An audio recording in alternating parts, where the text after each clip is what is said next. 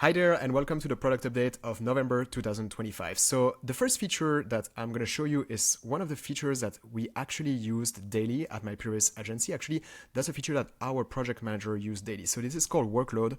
So once you go to request here and you have a new option here to select Workload, you can basically manage the capacity of your team members. So you can see here the whole list of team members and also how many hours they have scheduled per week, as well as the total capacity and what's their remaining capacity. So if you go here to this team member, for example, first, when you click here, you can edit the capacity, but you can also add different tasks. So for example, if I click here and I want to assign this task, I can just drag and drop the task like this. And I can also assign multiple people to the task. So you see here, this task has been automatically assigned to this team member because that team member is probably already assigned in the request. If we go here, let me check. Yes, there's a couple of team members assigned. So what you can do with this new feature, you can add time estimates. So if you click here, you can see how many hours this is gonna take. So for example, if you select that this team member is gonna work 5 hours on this, we can see that the time estimate has been changed. And once you go to request here, you can see here that in total, this team member is gonna work 5 hours on it. And if you over here, you can also just change the time estimate for different team members. So for example, if you put that's gonna take 10 hours and then that this team member is gonna work 3 hours and this one 2 hours, you can just change the time estimate.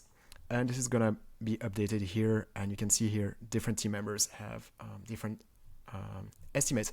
You can also see the total capacity per week. You can also see it per month. So that's really helpful to see at the end of the month if your team member have been assigned enough tasks and if somebody is underutilized or overutilized. So this is still a feature in beta, so we are going to improve a little bit the UX and the speed, but beta doesn't mean it's not finished. It's actually working, and we have a couple of agencies that are already using it, so feel free to test it out. So the next feature that we have released actually last week is now that you can schedule messages. So for example, here, if you type a message, you have a new arrow here pointing down. You can just schedule the message to be sent, for example, tomorrow or in 2 days, or you can also add a custom time. So if you click here, this is going to schedule the message. You can view the message here. And if you click here, you can edit the message, reschedule it, or send a message directly or delete it.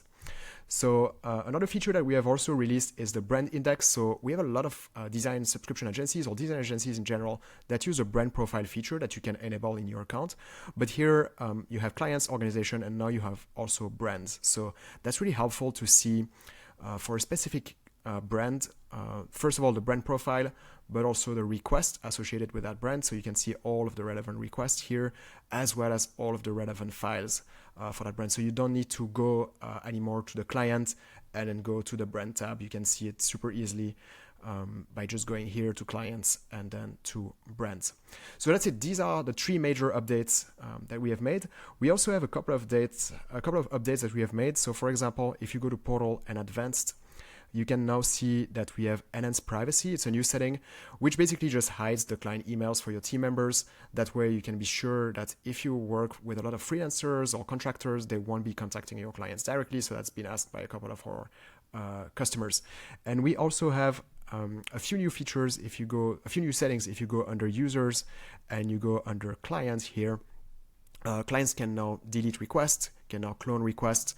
So a couple of those settings will be enabled or disabled by default. Of course, you can always change it. Make sure to click Save Changes if you have updated those settings. So that's it. That's the main updates for November. Here's what's coming next. We are working on a bunch of features. Actually, we hope to ship a lot by the end of this year. We have email notification templates, which we really want to ship, as well as also the Slack integration, so you can get notified and your clients can also get notified of updates in the request without leaving their Slack channel. So that's it for this update. If you have anything, you can always go to feedback.manyrequests.com and just submit a feedback by clicking on create a new post, and we'll take a look at this. So thanks for watching and see you in the next one.